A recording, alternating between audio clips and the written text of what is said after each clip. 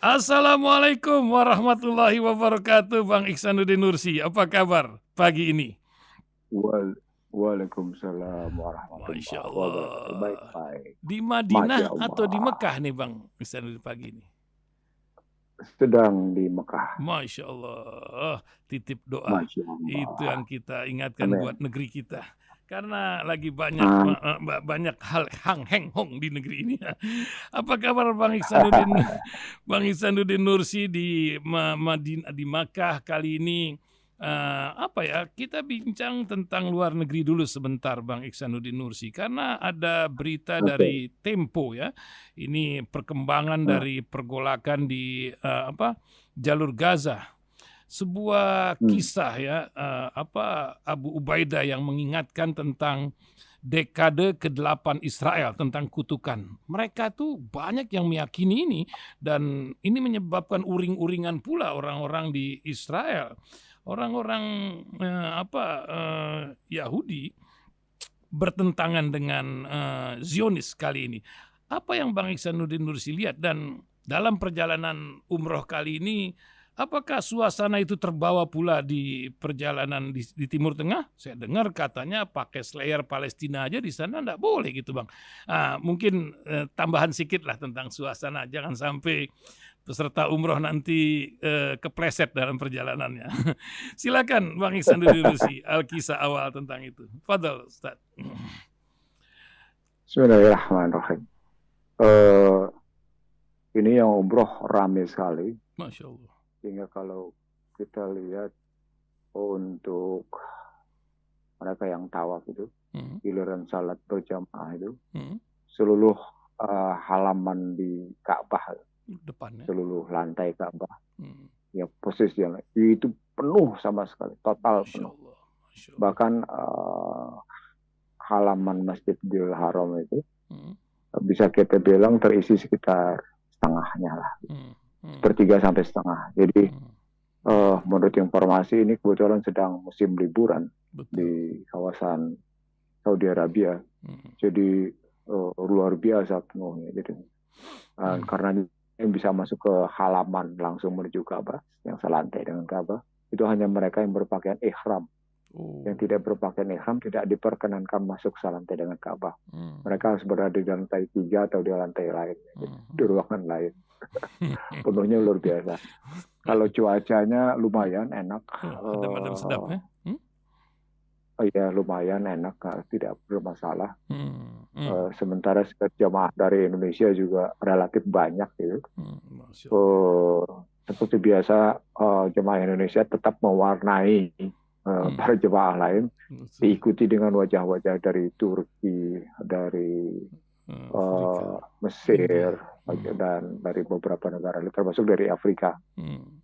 Dari negara-negara Afrika juga tetap seperti biasa, bertinggi besar, rame-rame kayak gitu.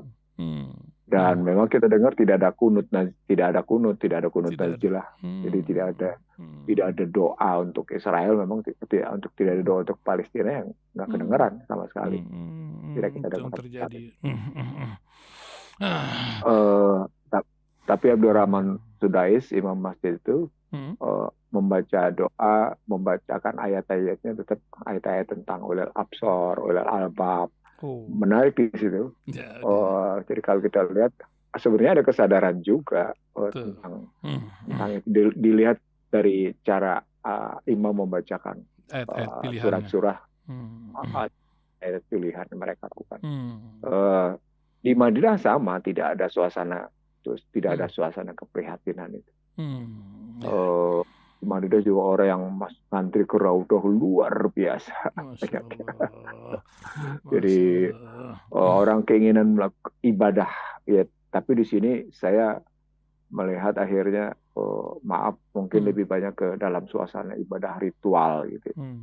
Orang berupaya mendekatkan diri kepada Allah melalui tempat-tempat seperti ini, tempat-tempat suci seperti ini.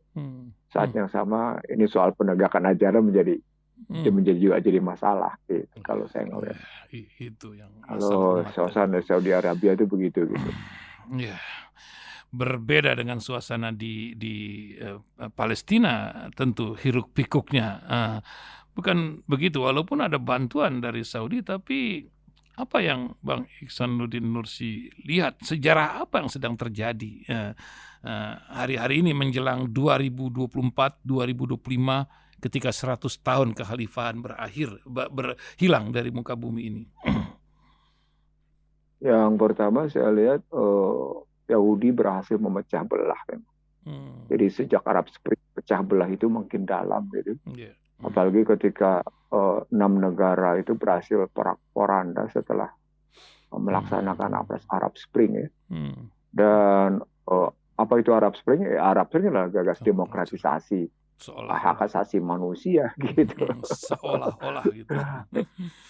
Iya, seolah-olah demokrasi. Dan di situ sesungguhnya demokrasi menjadi agama sebagai lawan dari sebuah sistem ajaran yang bertentangan. Apalagi demokrasi langsung itu kan gambaran kenikmatan yang sesat gitu. Orang merasa demokrasi langsung itu sebagai sebuah jalan keluar atas supaya keterlibatan manusia memilih pemimpinnya. Padahal itu gambaran ketersesatan.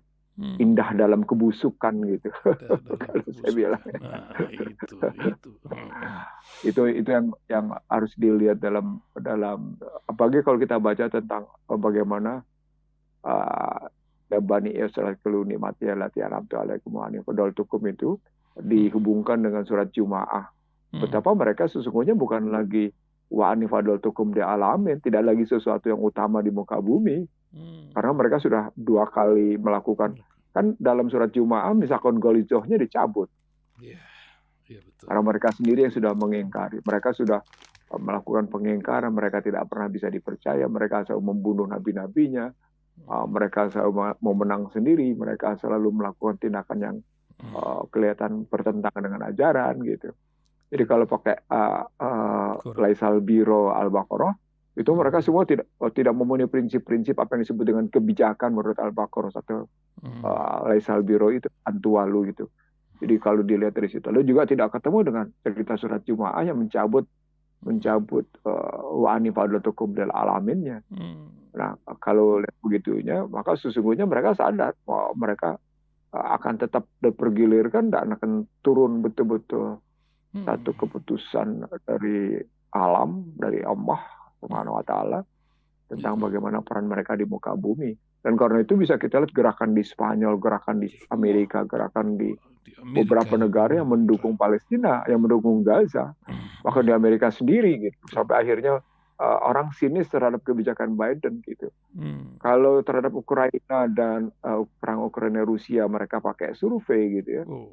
Kalau cerita Gaza lawan Israel tidak perlu pakai survei karena yang turun itu ratusan ribu orang menentang kebijakan luar negeri mereka, menentang kebijakan Biden terhadap Israel. Dan itu hampir terjadi di sebuah negara OECD, di semua negara G7, di semua negara kulit putih yang non-Muslim. Jadi teriakan mereka ini bukan soal agama, tapi ini soal kemanusiaan. Nah, padahal ketika argumentasinya soal kemanusiaan, argumentasi kemanusiaan itu yang mereka sebut sesungguhnya kalau pakai cara berpikir mereka, argumentasi kemanusiaan tanpa pola, sementara argumentasi kemanusiaan menurut Islam polanya jelas sekali sudah dipercontohkan.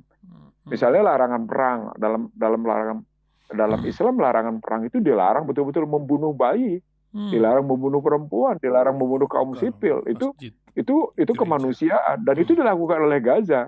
Gaza tidak membunuh kaum sipil, Gaza tidak membunuh perempuan, Gaza tidak membunuh anak kecil, Gaza tidak menyerang rumah sakit. Gitu. Kelompok Hamas itu, Hamas tidak melakukan apa yang dilakukan oleh Israel terhadap penduduk di Gaza, terhadap anak kecil di Gaza, terhadap bayi-bayi dan terhadap perempuan. Nah, itu pola kemanusiaan yang mereka teriak-teriakan itu. Menurut saya justru gambaran ironi kehidupan manusia di dunia.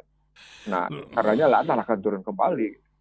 Itu yang akan kita lihat ke depan. Mudah-mudahan Allah memberikan sebuah menyampaikan sebuah janji yang sudah banyak diingat oleh literasi kita. Mau tidak mau kalau kita ngelihat juga siklus tentang penurunan peradaban, bagaimana kualitas Hamas melakukan perlawanan, terbayangkankah oleh kita kelompok Hamas yang dimiliki kecil dia bisa menghadapi 4 negara besar di belakang Israel? Itu kan satu kekuatan yang tidak tertandingi. Kalau kita ngeliat juga betapa yang namanya tank-tank yang dihajar habis kalau kita ngeliat video gitu ya. Bagaimana mereka menggunakan RPG untuk hanya dengan RPG loh mereka menghajar. 20 jutaan harganya melawan ratusan miliar. Ratusan mil yang saya sebut sebagai Iron Dawn itu yang saya ulang berkali-kali sejak 2 minggu lalu gitu. Itu bikin pusing. Karena sesungguhnya Israel sudah kerugi miliaran dolar itu. Bukan lagi ratusan juta, udah miliaran dolar mereka keluar. Sementara bantuan rupiah, bantuan US dollar ke Israel menjadi tidak punya mana. Itu yang membuat yang namanya penduduk Amerika marah. Pajaknya bantuan militer terjadi, bantuan personil terjadi, bantuan keuangan terjadi, tapi tetap tidak memberi kekuatan apa-apa. Gitu. Masya Allah. Nah itu bukti salah satu laknat gitu. Ya. Nah kita tidak tahu tentang di negeri kita sendiri Bang, ketika sebuah ide sedang berlangsung, entah ini sebuah monumen dari sebuah penguasa yang ingin mempunyai sebuah citra dengan IKN yang nampaknya sekarang ini menjadi berita trending. Satu partai mengatakan cukuplah IKN menjadi sebuah mimpi, diskon pajak luar biasa, dan juga sementara pengusaha mengatakan kepada penguasa, ini parah-parah, kering uang katanya. Dan ini diakui sendiri oleh Pak Presiden. Apa yang Bang Iksanuddin Nursi lihat sementara KPK nampaknya mulai buka suara. Ini Bang Iksanuddin paling cuma mesem-mesem melihat ini ya, masalah Pak Busro Mukadas, juga Ketua KPK yang lama Pak Agus dan lain-lain. Bagaimana melihat peta korupsi dan juga masa depan di 2024 negeri ini Bang? Silakan Bang. Yang pertama soal IKN ya, belanja pajak ya. Pernyataan Bahlil tentang belanja pajak yang merupakan insentif terhadap para pengusaha yang mau berinvestasi di sana, itu mengindikasikan bahwa IKN bukan sesuatu yang menarik untuk diinvestasikan. Saya kebetulan sebelum berangkat umroh saya ketemu dengan pengusaha besar gitu ya. Dalam diskusi saya dengan mereka, itu mereka menyebut IKN sama sekali tidak punya daya tarik. IKN sama sekali tidak memberi gambaran bahwa akan ada sesuatu yang lebih menguntungkan. Jika pada pemilu-pemilu sebelumnya wait and see dari para pengusaha terjadi 6 bulan sebelumnya, dan sejak 2014 itu menjadi 9 bulan sebelumnya dan 9 bulan sesudahnya, maka di era Joko Widodo itu akhirnya menjadi setahun sebelumnya untuk menunggu kebijakan pemerintah ke suatu kondisi politik. Jadi itu disebabkan oleh citra palsu yang tertanam di lingkungan masyarakat. Citra palsu itu memberikan gambaran bahwa begitu banyak situasi politik yang gonjang-ganjing. Misalnya citra palsu tentang kesederhanaan, citra palsu tentang dari rakyat jelata, citra palsu tentang kebaikan, citra palsu tentang nawacita dalam hukum, citra palsu tentang Trisakti, citra palsu tentang bagaimana keberhasilan pembangunan infrastruktur gitu ya, citra palsu tentang penegakan hukum yang berantakan gitu, citra palsu tentang tindakan yang adil, citra palsu tentang yang namanya tidak nepotisme. Itu membuat ketidakpastian hukum sangat tinggi. Itu yang disebut dengan, kalau dalam bahasa saya, false certainty, kepastian palsu gitu. Disebabkan adanya false governance. False governance ini lahir kemudian apa yang disebut dengan palsunya pemerintahan yang sesungguhnya harus kan peranannya cuma sederhana aja kalau kita mau bicara tentang peranan pemerintah.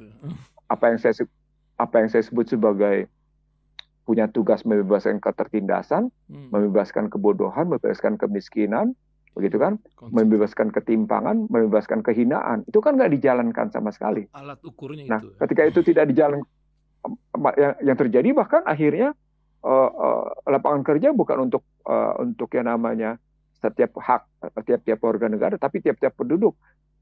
Janji palsu dalam sebuah pemerintahan yang melahirkan false authority tadi, dia berdampak pada posisi sulitnya dipercaya. Itu makanya IKN tidak dipercaya. Selain memang beberapa faktor pendukung untuk satu bisnis menjadi penting. Argumentasi Bahlil tentang tidak adanya infrastruktur itu kan bukan yang baru, artinya ketika orang mau turun di sana begitu ngeliat infrastruktur listrik lemah, infrastruktur energi lemah, infrastruktur jalan raya tidak cukup memadai, infrastruktur bagaimana rumah sakit, pendidikan, sarana-sarana lain. Bagaimana mungkin Anda mau ngegeber sebelum 2024 sudah bisa ditempati sebagai ibu kota baru? Kan dia sedang memburu waktu agar 2024 nanti sidang tahunan Agustus 2024 sudah bisa di sana. Kan nggak mungkin itu terjadi. Itu nggak mungkin terjadi. Udah saya bilang nggak mungkin terjadi itu. Gitu. Nah dari situ sesungguhnya bisa kita lihat ke relasi yang katanya KPK yang katakan diberantas soal korupsi, yang katanya mau menghapus nepotisme. Nah kondisi korupsi yang seperti itu mengakibatkan kan di era Jokowi ini indeks persepsi korupsinya memburuk, meroket. Ya jelas sekali meroket dan hampir bayangkan berapa menteri terkena, berapa hakim agung terkena, berapa polisi terkena, penegak hukum lah rata-rata yang terkena. Itu kan gambaran buruknya penegakan hukum juga di bidang kriminalitas extraordinary tadi. Nah, ketika KPK dilumpuhkan, sebenarnya revisi Undang-Undang KPK itu menggambarkan pelumpuhan. Kalau tadinya KPK lembaga independen yang tidak bisa diintervensi, kasus Agus Raharjo membuktikan bahwa itu diintervensi. Jangan-jangan kasusnya bukan cuma kasus Agus Raharjo dalam kasus EKTP-nya Setia Novanto. Banyak kasus yang Gunung Es ini mestinya juga akhirnya merujuk pada situasi bahwa akar masalahnya bukan di mana-mana. Akar masalahnya berarti berada di Merdeka Utara gitu. Akar masalahnya berada di istana. Kalau kayak gitu kita ngelihatnya. Nah, kalau akar masalah di istana, mestinya kalau kita mau memperbaiki hukum, istana memperbaiki dulu citranya. Jangan citra palsu yang dilepas. Misalnya begini, ketika ada larangan debat untuk cawapres misalnya, itu kan gambaran bahwa sesungguhnya keputusan MK tentang pergantian usia menjadi kompetensi, kan cerita tentang berpengalaman menjadi pimpinan daerah, cerita kompetensi kan. Kalau dia bercerita tentang kompetensi, maka sesungguhnya kompetensi membuat seseorang mampu berbicara tentang apa yang mampu dia lakukan. Kompetensi terdiri atas bagaimana keterampilannya, skillnya, bagaimana pengetahuannya, bagaimana attitude-nya. Nah, ketika tidak bisa debat, itu berarti tidak terpenuhi unsur kompetensi. Maka keputusan KPK menyatakan pernah menjadi kepala daerah tentang kompetensi tadi menjadi gugur dengan sendirinya oleh KPU. Gitu loh. Jadi KPU memutuskan sesuatu tentang mengakui bahwa sesungguhnya keputusan MK salah gitu tentang kompetensi tadi. Itu logika hukumnya begitu, logika kebijakan begitu. Kenapa? Karena dia sudah merancang sendiri tidak ada debat cawapres. Nah, di situ gambaran mereka mempertontonkan sendiri kebodohan mereka, mereka mempertontonkan sendiri keburukan mereka. Nah, itu citra palsu itu akhirnya begitu gitu. Ini maka Allah sudah Allahu haril makirin gitu. Dan nampaknya Pak Presiden banyak disamperin pengusaha yang mengatakan duit kering ya, kesedot mungkin diantaranya ke IKN ini atau banyak uang terbang ke luar negeri atau bagaimana Bang ini fenomena yang ada walaupun UMKM tetap kuat dengan kakinya sendiri, artinya macam autopilot lah negeri ini jalan, sementara yang terjerambab dengan bansos menjadi sebuah cerita lain dari hari-hari ini. Bagaimana Bang? Ketika rupiah melemah sampai tembus batas psikologis 16.000, itu gambaran bahwa sesungguhnya ada vonis dari pemain pasar uang, baik pasar modal maupun pasar uang lainnya, dia permainan surat obligasi termasuk di dalamnya. Ketika masyarakat bawa kesulitan keuangan dan mereka kemudian dalam posisi nyaris tidak berdaya apa-apa, itu membutuhkan perbankan menahan diri. Dua indikasi ini, jatuhnya nilai rupiah, likuiditas ditahan oleh perbankan, konsumsi yang belanja pemerintah tidak memberi mana apa-apa, dan bahkan kemudian terfokus ke IKN, maka menggambarkan bahwa likuiditas kering. Jadi ada 5 indikator untuk melihat apakah kondisi likuiditas di pasar kering. Tadi yang saya bilang, pasar uang terkena lari habis-habisan.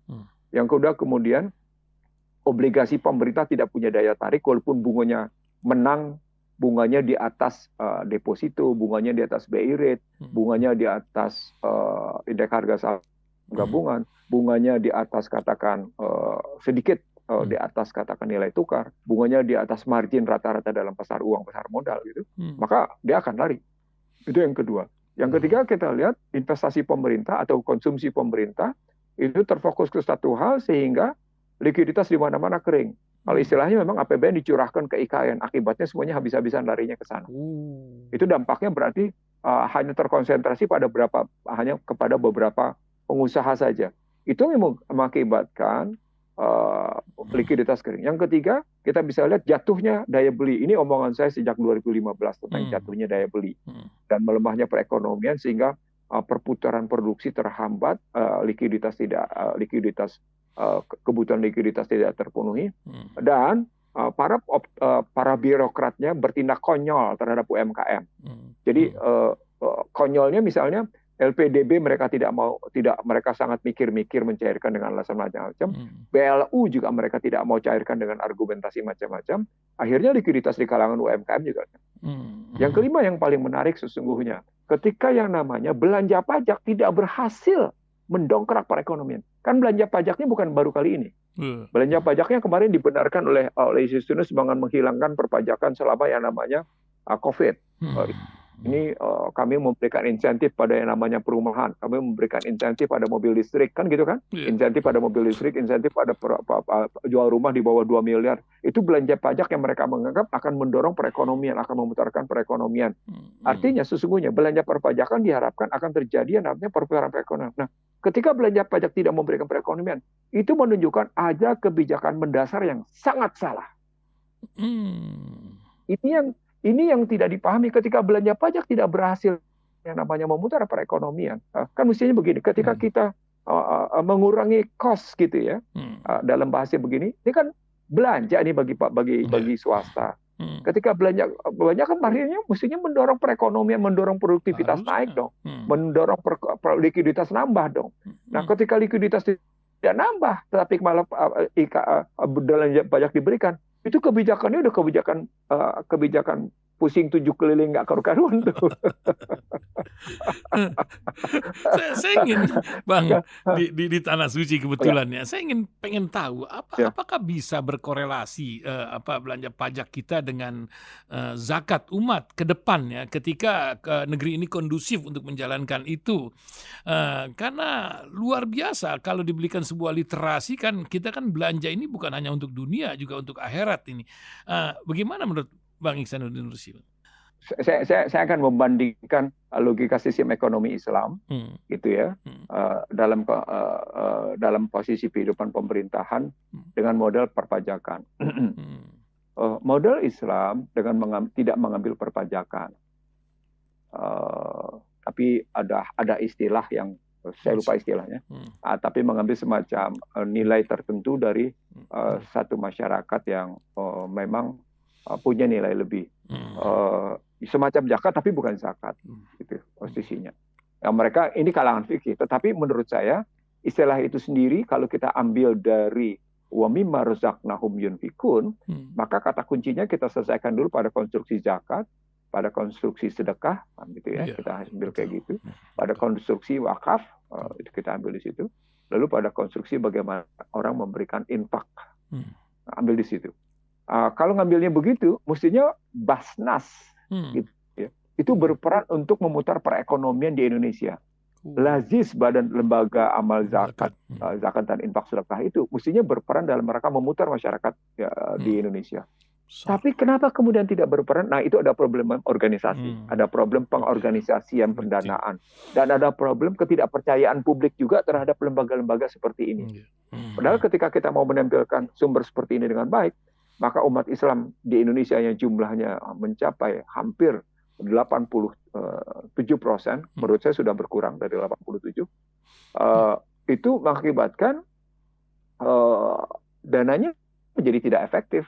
Mereka kemudian melakukan wakaf sendiri, melakukan zakat sendiri, melakukan macam-macam sendiri, dan tidak terorganisasi baik. Nah, ini berbeda dengan sistem yang dibangun oleh pajak. Kan kalau zakat, infak, sedekah, termasuk wakaf, itu ajarannya adalah lakukanlah baik kamu dalam keadaan lapang maupun dalam keadaan sempit, kan gitu kan? Betul. Iya, jangan perintahnya sampai, begitu. betul. Lakukanlah baik dalam keadaan lapang maupun dalam keadaan sempit, gitu ya. Untuk paling tidak menyantuni mereka si miskin dan yang yatim piatu.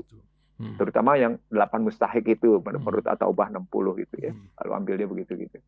Kalau dalam zakat dengan modal kebijakan kayak gitu, yang terjadi kan memang sistem perpajakan adalah sistem hukum besi yang saya sebut berkali-kali beberapa tahun lalu dirasil dalam kajian Harvard di sana, menimbulkan apa yang disebut dengan why people don't trust the government.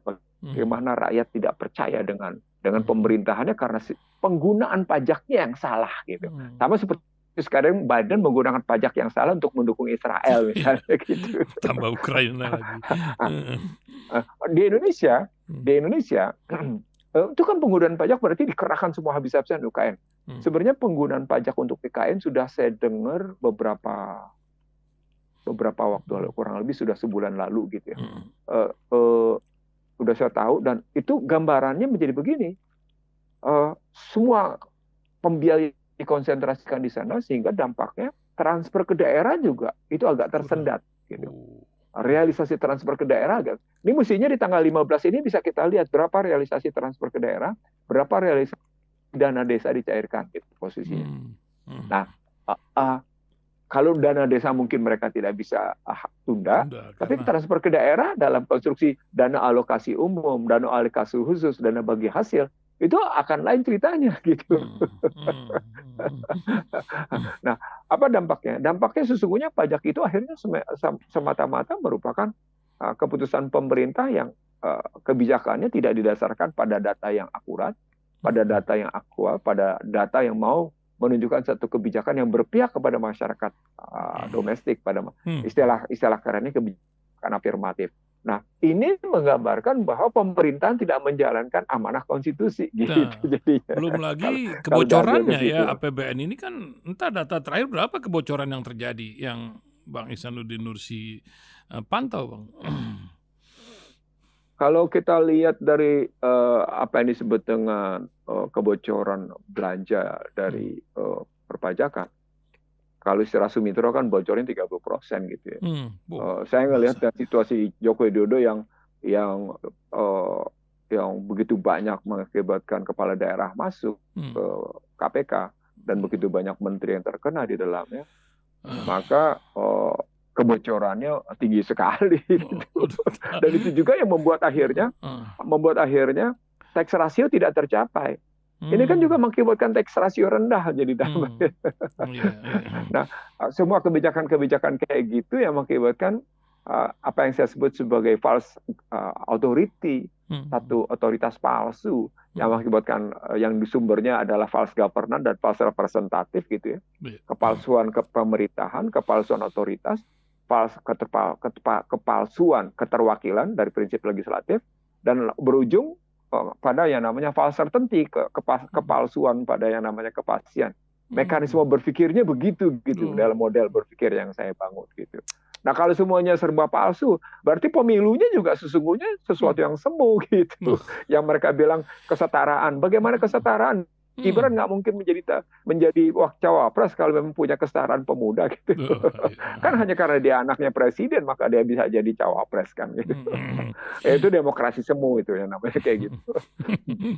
Iya, itu juga mengakibatkan Sultan di Jogja uring-uringan karena dianggap itu boleh nepotisme. Ini orang nggak belajar sejarah apa macam mana itu?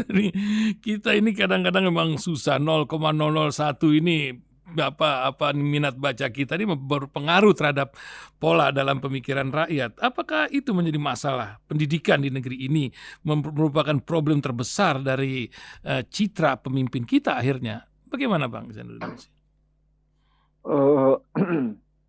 Kita pernah bicara tentang amburadulnya pendidikan di Indonesia ketika kita mengungkap tentang perubahan kurikulum di setiap menteri. Satu, yang kedua kemudian tidak dihargainya guru, yang ketiga kemudian tidak dihargainya intelektualitas di negeri ini, gitu ya. Yang keempat kelihatan dari aspek politik, bagaimana 78 tahun kita merdeka, itu ada 44 menteri pendidikan. Yang berikutnya yang kita menarik, anggaran pendidikan lebih ke persoalan penghargaan, ketersediaan fisik gitu ya, daripada penghargaan terhadap guru. Makanya guru selalu teriak-teriak gitu sebagai bukti mereka tidak dihargai. Nah, ketika guru, dosen, intelektualitas tidak dihargai, ya pendidikan amburadul. Apalagi kalau kita lihat kurikulum yang materialisme nggak karu-karuan.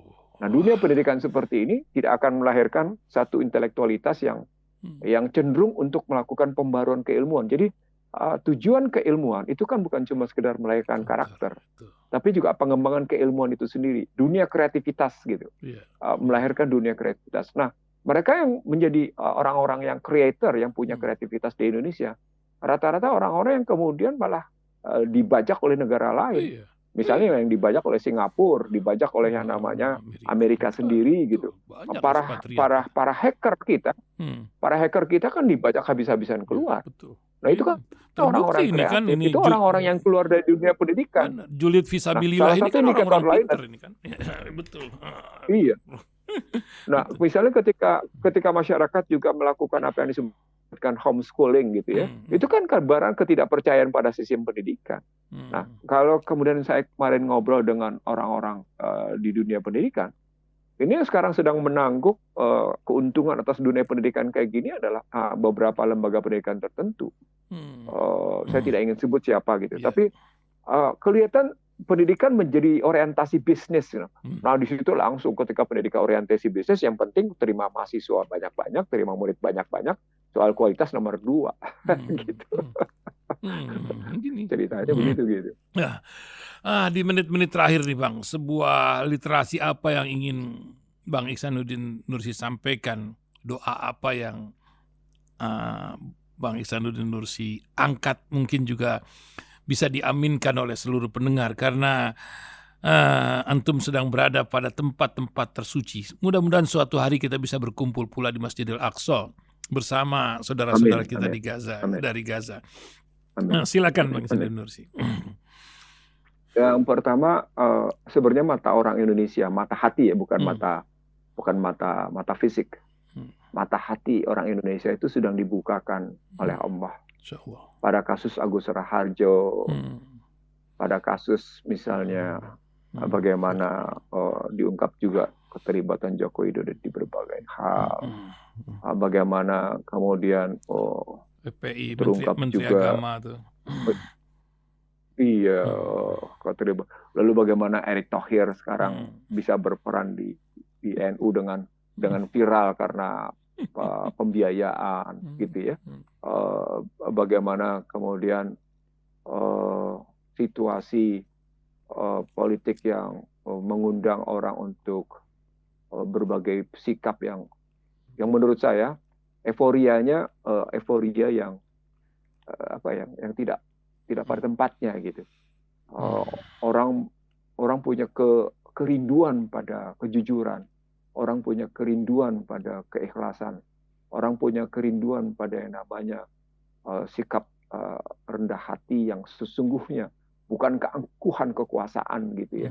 Orang punya kerinduan pada keadilan. Orang punya kerinduan pada sikap hubungan yang saling menghargai satu sama lain. Orang punya kerinduan pada apa yang disebut dengan hidup berdampingan secara baik gitu, tanpa saling mencurigai, tanpa saling mencerca, tanpa saling menghina.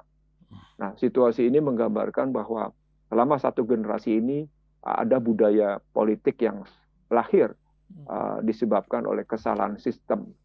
Nah, itu yang mestinya disadari sekarang. Saya terus terang, saya berdoa agar masyarakat Indonesia punya kesadaran mendalam akan hal seperti ini gitu. Karena kalau terus dilakukan, kita tidak akan pernah menemukan hakikat dan jati diri bangsa kita, karena kita keluar. Kita mengingkari Pancasila, kita mengingkari sila keempat. Tapi kemudian kita saksikan seluruh masyarakat euforia karena Karena mereka tidak lagi punya jalan keluar kecuali jalan. Mereka ngelihat pemilu adalah jalan keluar. Padahal pemilu ini bukan jalan keluar. Sungguh pemilu 2024 ini bukan jalan keluar. Saya misalnya ketika kemarin diminta bicara dalam satu kampanye Anies misalnya, saya terbuka aja. Diminta saya bicara tentang kampanye Anies gitu. Saya bilang, Anda mestinya jadi pemilih yang cerdas. Ketika kita diminta menjadi pemilih yang cerdas, itu bukan cuma cerdas intelektual, tapi juga cerdas spiritual dan cerdas spiritual.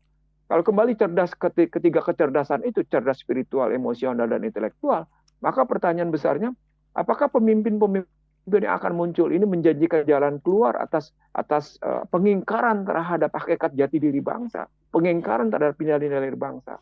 Maka doa saya berharap mungkin doa ini begitu jauh gitu ya, tapi saya berharap ya Allah dengan kesempurnaanmu, tolong sempurnakan pengetahuan spiritual, pengetahuan intelektual, dan pengetahuan emosional masyarakat Indonesia tentang kehidupan yang sedang dihadapinya. Amin. Jadi bukan makin memburuk, tapi sempurnakan rahmat dan karunia itu dalam kecerdasan spiritual, emosional, dan intelektual. Dengan kecerdasan emosional, spiritual, dan intelektual yang sempurna itu, saya berharap betul mereka mengerti tentang apa yang mereka lakukan sekarang. Itu cerdas namanya. Itu dalam kampanye saya di tempat Anies, saya menyampaikan, mari kita cerdas memilih yang bagaimana pemilih yang cerdas itu gitu. Itu tegas saya sampaikan di hadapan tadinya katanya yang hadir ribuan, tapi saya lihat sih mungkin sekitar 1.000 orang lebih gitu ya. Ketika saya kemarin hadir diajak di Kamis kemarin sebelum saya berangkat itu. Gitu. Nah, doa saya kemudian betul-betul di Ka'bah itu gitu ya. Bangsa ini terbebas dari ketertindasan secara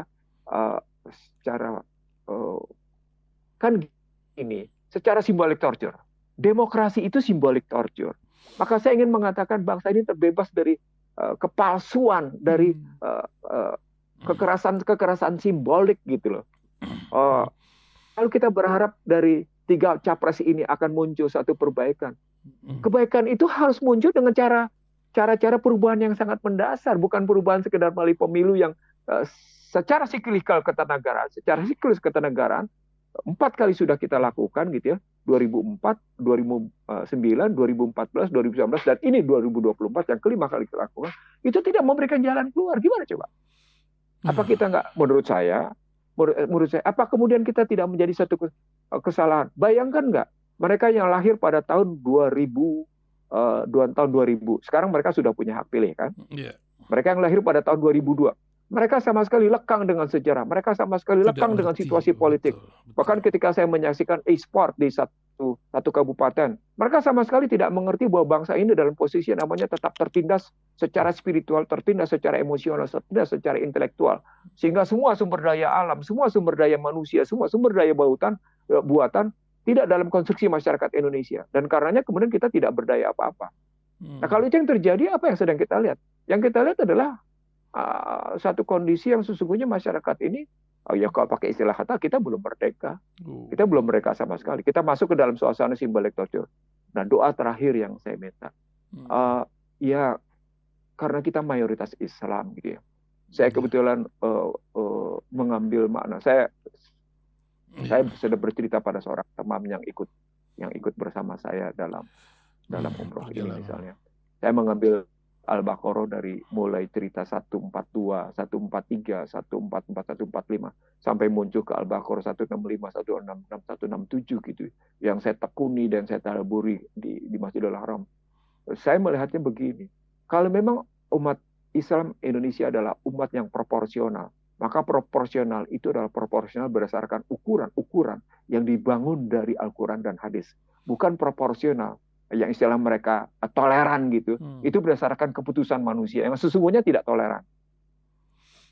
Nah, doa saya ada di situ. Cobalah menjadi umat yang betul-betul umatan wahidah. Mari kita bersatu menjadi umatan wahidah. Mari kita menjadi umatan wasatan dalam melihat pemecahan masalah.